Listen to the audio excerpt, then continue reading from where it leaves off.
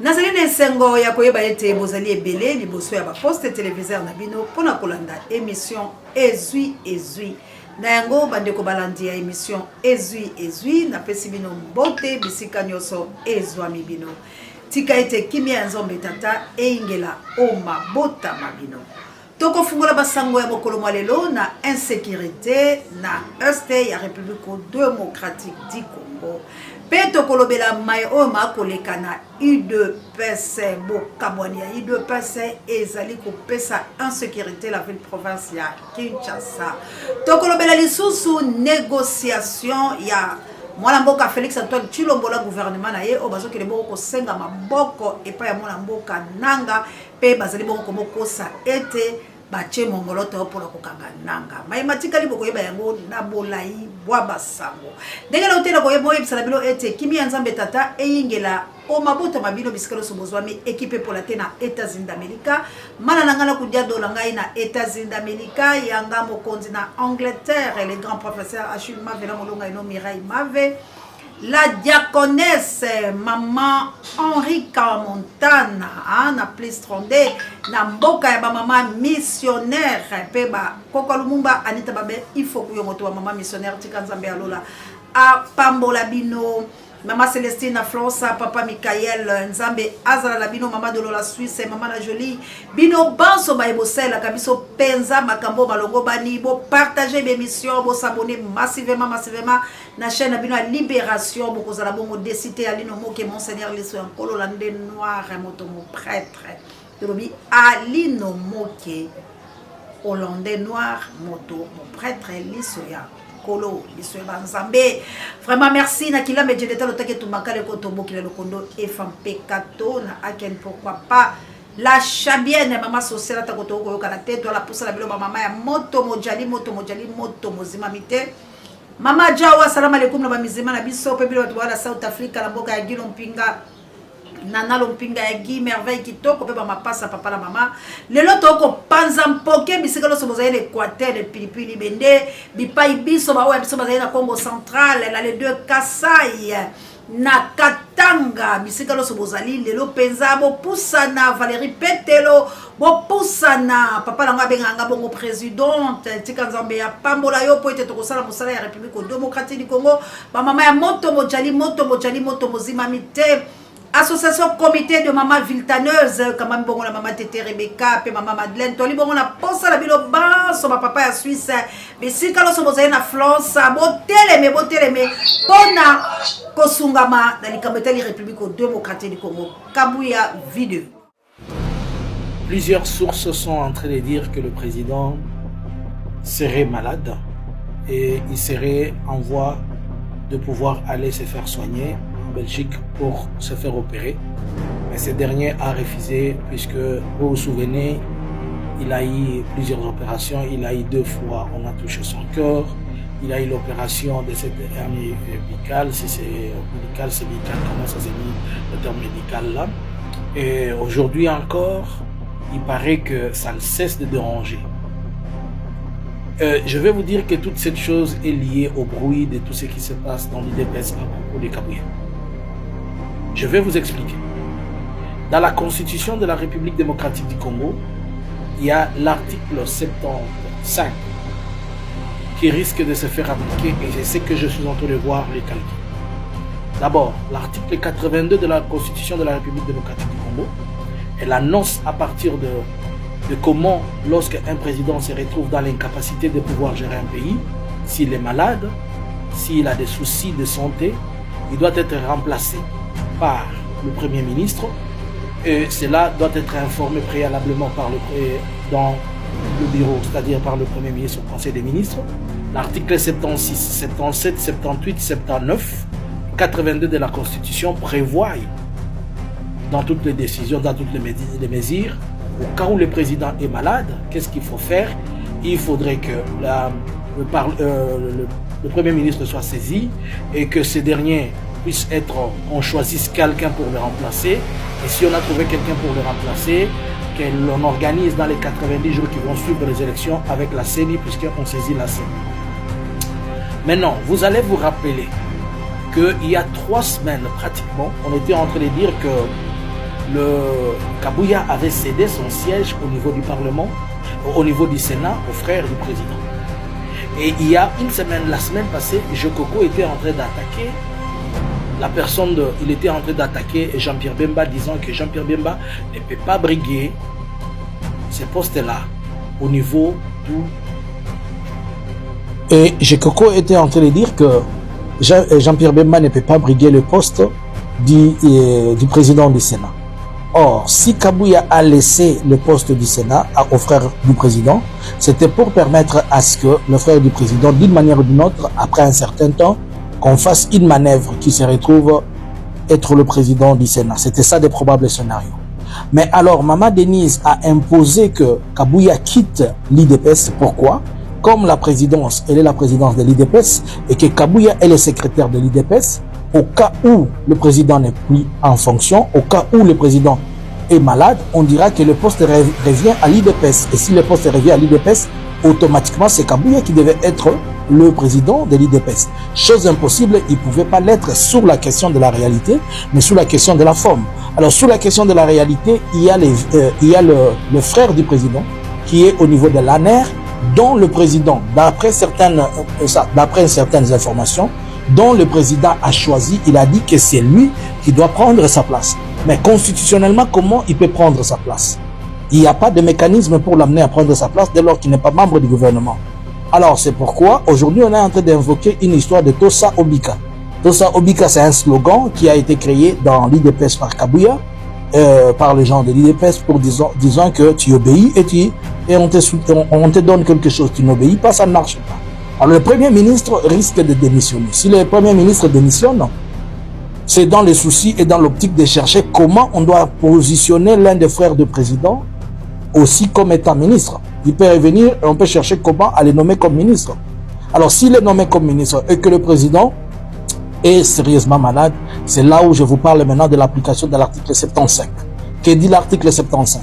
L'article 75 de la Constitution dit que au cas où le président est totalement malade, incapable, le président, si les articles qui sont en dessous, notamment l'article 76, 77, 78, 79 et 82 de la Constitution, qui déclare qu'il peut être remplacé par le Premier ministre, par un membre du gouvernement, après qu'il y ait consensus. Si tout cela ne marche pas, on revient directement à l'article 75 de la Constitution qui dit que le président peut se faire remplacer, si le président est déclaré incapable, soit par cause de décès, soit par cause de maladie. Si démissionné, c'est le président du Sénat.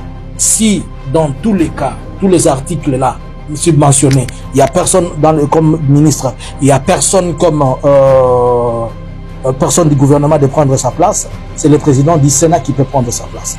Dans le contexte actuel, on ne peut pas accepter que ce soit Maman Souminois qui fasse l'intérim du président, puisqu'elle devient automatiquement présidente. Et si elle devient présidente, donc on déclare le président invalide, il faut faire les élections. S'il faut faire les élections et que Maman Souminois est là, va-t-elle être la candidate de l'IDPS ou non? Si elle est la candidate de l'IDPS, elle risque de conduire, et quand on est au pouvoir, on prend le goût, le pouvoir risque de ne plus rentrer dans la famille. Là, ça vient encore un autre scénario, il faut abattre Kabila. Puisque si Kabila est vivant et que Félix n'est plus au pouvoir, il n'y a personne de la famille qui peut lui faire... bolandi vidéo ya ndeko oyo azali bongo komoloba ke mwana mboka Félix Antoine Tshilombo azali bongo en danger. Asosolisi bino maemanso makoleka na kati ya parti politique wa bango pe na kati ya nzoto ya mwana mboka Félix Antoine Tshilombo. Kasi bandeko na ngai bakoselaka mokolo pe ngonga makambo te po ete mai oyo koluka okozwa. Likambo la biso lizali boye. Na banzi ete na moyebisaki bino pe latisaki bino Gilles Moniere mwana mboka ya IDPS. O basaka bongo ba parlement debout. Gilles Moniere afungolaki biso mwa miso na koloba ete na Sénat ezali bongo komo potana kasi ba mokataki likambo ya bango balobi ete bakotia bongo mwana mboka Sama Lukonde ndenge la utako emoyebisa na bino pe na sima na yango ekozala bongo ndeko ya Félix yende akozwa pe ekitani na bayemususu pona nini po ete bango pe bazali na posa ete bazala bato na bango kasi lokola makambo ezali komo baluka nyamu mbutu pamba te bokonzi wana ezali bokonzi ya bato batano kasi na kati na bango dali ngomba bazali bongo bakonzi basato Maman Denise azalaka pe na ngambo la pe na maloba na ye ya komono maka Maman Marthe Lolenge pe mwana mboka Félix Antoine Tshilombo ya ye pe Lolenge. Kasi sika soko leki la bangambo la misato eke boyokali malamu te ndeko yebaki kopesa mbutu lokola bomonaka video ya Kabuya oto chaki Kabuya kolela lobi ngai pasi na ngi azali po ete molongani ya président de la République alingi bongo ngai te lokola azali komo sepela ngai te tina nango ezali nini tina bayemisi bino pamba te sengeli Kabuya a jouer rôle makasi na kati ya UDPS kasi bato bayike bayebi penza te na komoka boye na bango ndetala tina ezali komo benda mbutu ezali komo inda natali saka bino maloba ya mwana mboka Vital Kamerhe na bolandi penza makao matali mobeko likonzi ya République démocratique du Congo Sénat des alaka moto ya yambo soki mwana mboka mokotata mokonzi mo ekolo azalina mwa kokoso mokambi ya Sénat nde akotelema kasi mwana mboka Vital Kamerhe aboyikota yango na koloba yango na ntongo makasi alobi yende azali deuxième personnalité Sénat azali na sima na ye. Cela veut dire soki mwana mboka Félix Antoine Tshilombo ali na bokono to pe kokoso yende akosimba yenda wana ya kobokamba tala lelo likambo lizali kobeba yango bomoni ete bazali komoluka na lombango nani akokitana na kati ya esika wana po ete Kongo ezali na mbutu kasi ngana azali kofungula bilo bakongo mani biso boye ba ete to teleme biso banso na likambo ya kobundele kolo wa biso pamba tende ko Kabuya pesi pole na komolo baka ete parati ya ido peso ezali bongo mbala ya babale bazui échec pe bazali bongo komo yiba bokonzi ya peuple parti ido peso ba député na bango o bazali kuna bazali ba député ya signature Lolenge oyo ndeko wa bango oyo bachaki ye wana pona kotala makambo batali maponami bino banso boyebi ete na kati ya seni ndeko Deni alobaki na biso ete ba député wana bazali bongo nommé Kabuya pe Lolenge moko alobi bango bakotaki nde na bongoloto ya mwana mboka Kabuya kasi po bomona maloba ezali kobeta mpoke mema biso na UDPS chargé de tir. Bozana posa o de mati biso ba vidéo yo bande ko finga biso na permanence. Ba voyou ba ebo ba benga na Kabuya ba kokate. Yo na ko misala ba vidéo wana. Na besote. Na besote.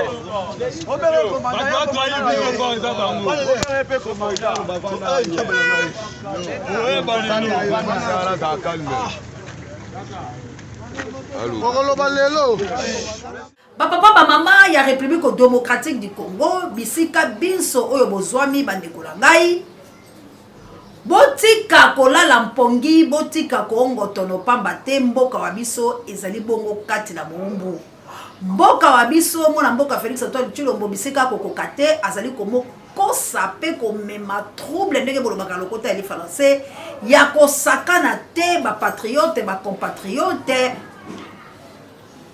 ba kongomani esengeli bofungola miso pe bo s'abonner massivement na chaîne na bino ya Libération chaîne oyo eyaka bobele kotalisa bino bosolo chaîne oyo elingaka ete elongola bino bampotina liso po ete miso mabino bomona Lolenge kanima ye oyo makotambola la République démocratique du Congo boyebaka pourquoi ba tchetcholela biso ba province ezali po ete bakaba yango Lolenge bakokaba yango lelo pamba te soki etikala ye kaka zomi na babale balingaki bayeba peza komokaba yango te ndetala tina Ruberwa avandaka wana na décentralisation pona kobokabola la République démocratique du Congo yango bomoni ete kotchetchola wana lelo tika to beta mpoke petelo balabelo bosolo ete mona mboka nanga bisika nyonso oyo azwi bamboka azali la qualité ya président de la République bisika oyo nanga akoleka azali nzengeleke kokokisama na mona mboka Félix Antoine Tshilombo nde Félix azali suna makasi te balobi babuka lokuta balalisa peuple pongi na kolobaka ete batindi mongoloto ya koluka bakanga nanga yo kokanga président mosusu na ye ekolo na ye mosusu botala mambi mabe oyo mazali kosalama na République démocratique du Congo na senango mwana mboka Félix Antoine Tshilombo atindi bato ba gouvernement na ye pona kosenga maboko epa ya nanga basala négociation basala lokola cesser le fait oyo bauta kosala biso na bandeko ya Rwanda ya koloba ete tolati elamba ya mpembe po ete bato bakabwana kuna apesi bango bamboka bazwi yango systématiquement lolenge bino bato na mayele bolo bakala lokota ya bilo ya lifaransi yango chaîne oyo ezali chaîne ya libération eyaka bongo kofungola bino miso pamba te bokokamwa te na zongeli bongo elamba ya mboka elamba ya lokumu bendele oyo ezali ete biso nyonso totombola yango kobanda lelo mama oseya soki ozali na mwa bilamba ya lolenge oyo ezali na bendele ya lokumu otindelaka biso po yango nde tozokobana kosala nango mosala mpe ntango ya kokita na balabala ya kolamusa ndenge tobandeki kobeta ekoki po ete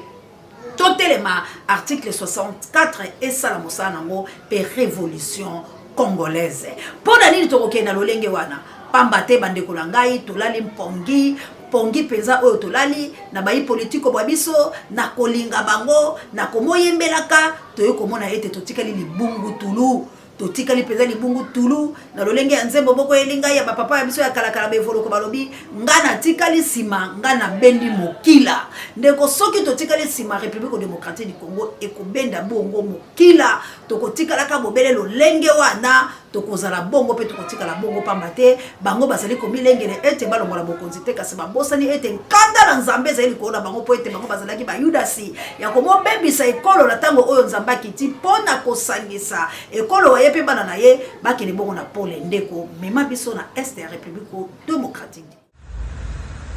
Bonjour peuple congolais, je suis à Kasumbalesa. Nous sommes butés à un problème avec l'entreprise OCC œuvrant à la frontière. On commence à en avoir marre avec cette histoire de redressement. Tout camion, la loi instituant le guichet unique, tout nous devons payer par le guichet unique. Vous lancez la déclaration, la valeur en douane a été respectée, mais l'OCC va pardonner sa valeur pour dire que vous n'avez pas déclaré à notre valeur. Ça, c'est la valeur de la douane. Vous n'avez pas déclaré notre valeur, vous devez faire le redressement. Et vous terminez le conteneur dans le guichet unique. Vous payez les frais de contrôle de l'OCC, vous payez tout. En dernière minute, l'OCC là va vous donner encore une facture à côté pour dire que vous devez payer ces redressements. Ça à la hauteur de $800, $700, $1200, $3000 de fois. Et ils imposent à la sortie des camions que vous devez aller payer ça. À quel compte de la banque, de la Robank, on ne connaît pas. Je ne connais pas celui qui manipule ces comptes. Ce n'est pas un compte du trésor public. Parce qu'on commence à en voir en barre avec cette histoire. Elle va faire sortir les camions. Tu termines toutes tes formalités, mais l'OCC va te donner une facture manuelle. Tu dois payer à côté. Qui ne va pas passer par le guichet, ni qui ne va pas passer la banque. C'est histoire, j'interpelle le chef de l'État. J'interpelle le nouveau ministre des Finances. J'interpelle les autorités, le nouveau ministre du Commerce CCR, qui est le ministère des tutelles de l'OCC. De commencer à voir clair, d'ouvrir l'œil pour comprendre comment est-ce que l'OCC est en train de nous manipuler et à rançonner le peuple congolais par rapport à tout ça. Nous voulons que ça cesse. Aujourd'hui à Kasumbalesa. Bandeko bozali kolanda yango la bokebi ndeko azali koyebisa bino mai matali en sécurité. Bandeko na ngai ezali pasi pe mawa. Bazali kobomo na banzi ete na est ya République démocratique la biso bomoni ete makambo o mayebaki komo salama. Moto mopelaki na ngambo kuna ya OCC na ebisi bino ete bato bakufaki tuku na mibale. Kasi tikino lelo na lalio ya mboka na biso tope letando eke silence des morts. Batikali komolo bayango te ba incendie wa de sala lolenge nini nani azali ko konto pona komo popola pe ko bomaka bakongo mali lolenge oyo bande kolangai ezali pasi pe mawa na banzi tomo talisa kibino ete makambo oyo mazali koleka lekolo oyo ata ko moto moko akotika la konzima yango te yango tolobi ete bino banso bisika biso ezwami bino bo s'abonner massivement la chaîne de Bino Libération jusqu'à le number 1 ya océan de la presse congolaise yo zeli bongo na France tozongela bizaila biso tozalaki nango ya kolukaka lipamboli ya kosalaka makambo yike po ete fondation pe ekende liboso pasteur Papina Akene tozali bobele kozela o papa ya bana na mo Carmel bana ba kozela yo Alit makanaki prisonnier de Jésus tika lo boko ya nzambe yango yeza liko na yo po ete bosungela ngai banda ya bitike yo vandi bongo na mboka ya Autriche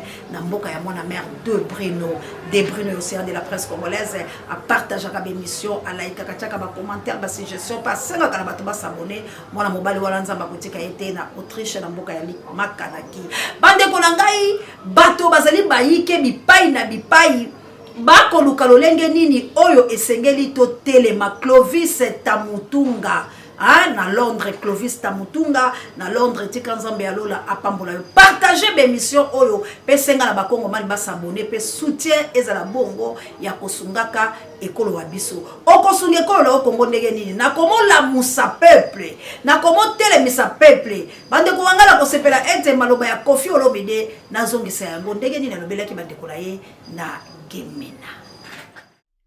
Bande ko na ngai na Sidu Bangi, bandeko na ngai na Gemena, na Akula.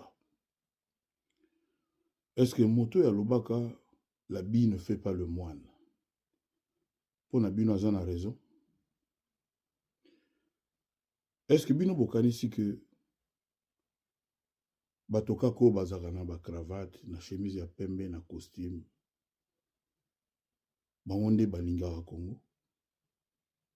Est-ce que bobandi te que moto moso akoza neka na coupé na mwa polo na mwa lipapa mais aza na bolingo ya mboka pe akoki ko servir mboka na utaki na Gemena na komaki ya kula na monaki na yokaki pasi bamvula ebele bato bana bakombo minene obino boyebi bamonaka pe bazala komona oyo nga na monaki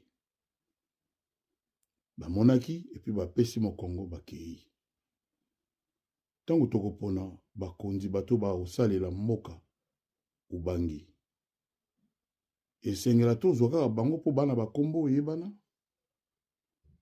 to esengela to mekana kokanisa to pesa na chance na bandeko mosusu o tango musu bazana bango na ba cravate pete na ba chemise ya pembe te na ba costume te mais bakoyi pe kosalela mboka. L'habit ne fait pas le moine. L'habit ne fait pas le gouverneur. L'habit ne fait pas le sénateur. L'habit ne fait pas le député.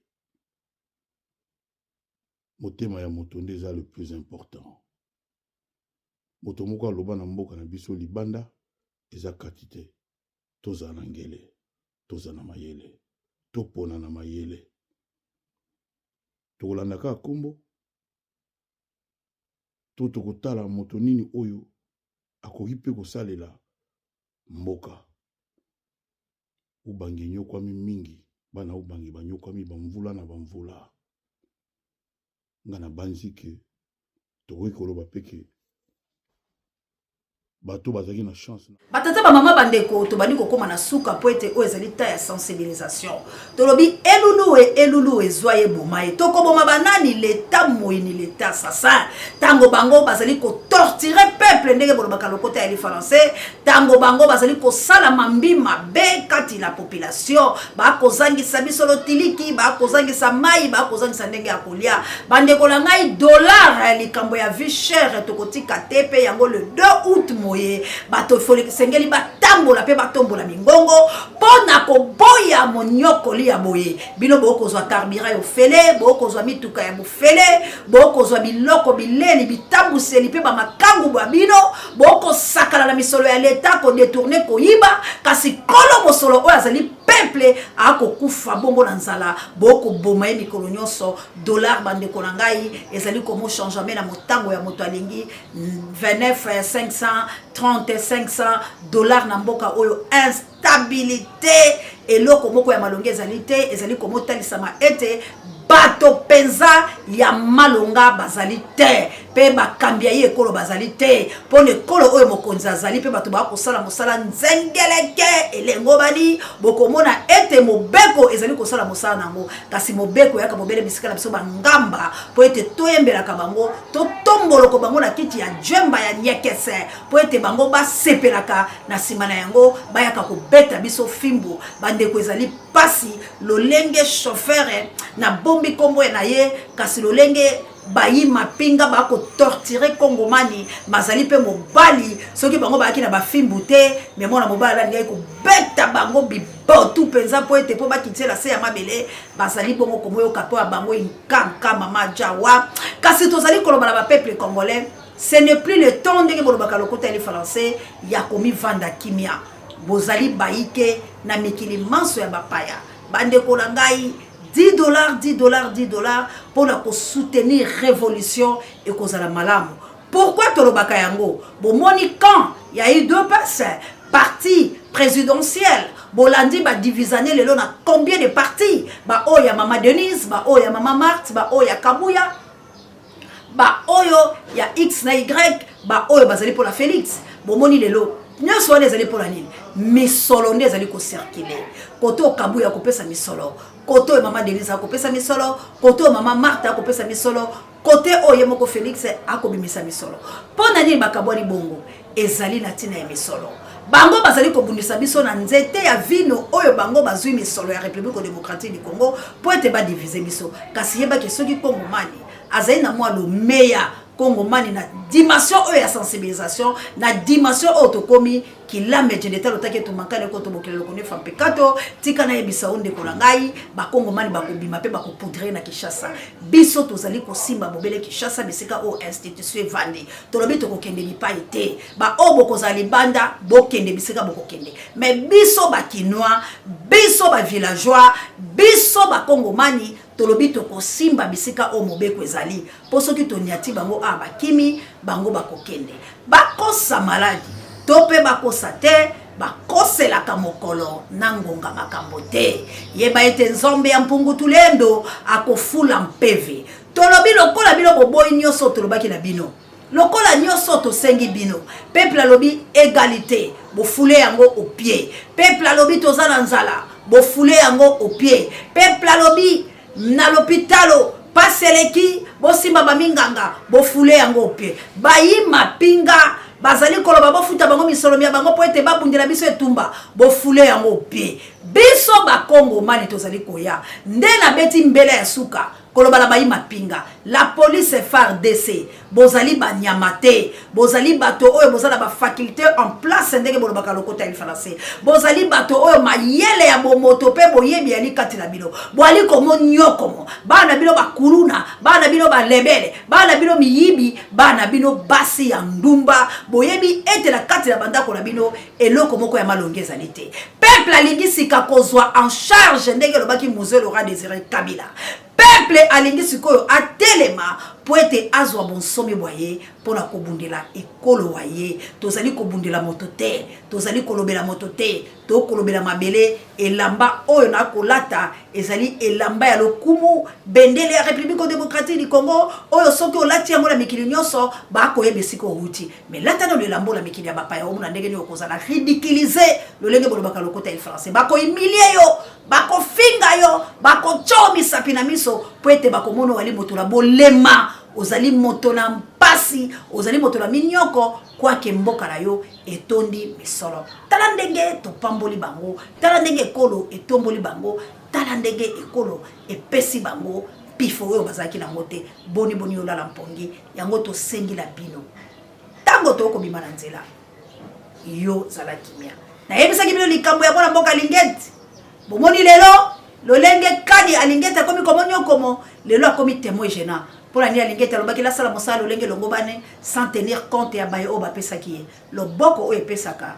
yango kaka bamotombola kango likolo kasi Congo mani biso la biso topesa la maboko po ete tosungama bakolo Congo biso bana Congo bena Congo bambela na bino nyonso bobengalaka toza na 450 ethnies na sous-ethnie tikato teleme po ete mwana mboka Félix Antoine Tshilombo a échoué lamentablement le quoi bolobaka le côté français azali ko moteka mboka azali ko kokote soka kokite urgence moko ebelemi soki batie mpandi na mbandi urgence moko etelemi kasi boye bayete azali ko kende ko senga nanga bayokana nanga lobi alingi yango te soki akokende te kabuya mikolo mizali koya tokotalisa bilo bisika ni azali soki sa biso la vidéo oyo bato inde pesa bazolo kabuya kasi kabuya place bomba bi na koyebisa bilo mikolo mizali Amata, Akita, Aolongo. Yeno, Bobadan. Amata, Akita, et ça Longwe. Yaka. Gustave. Ah, bah c'est décidé.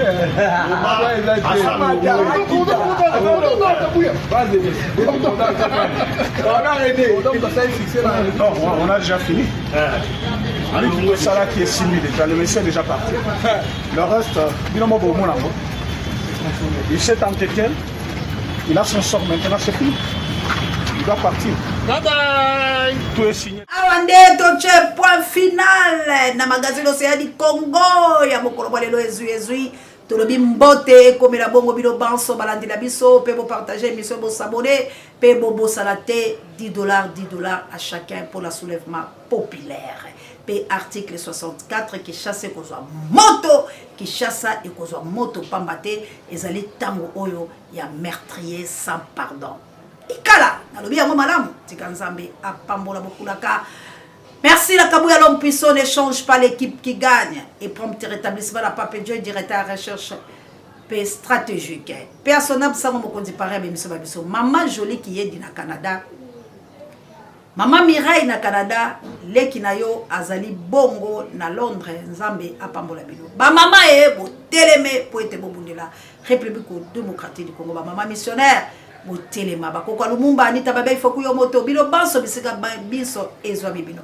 Merci là pour amien tangola no bondi abotard de bonheur taire monsieur kokomela bino mamour d'Angola la mokitene Florence ya matondo bino.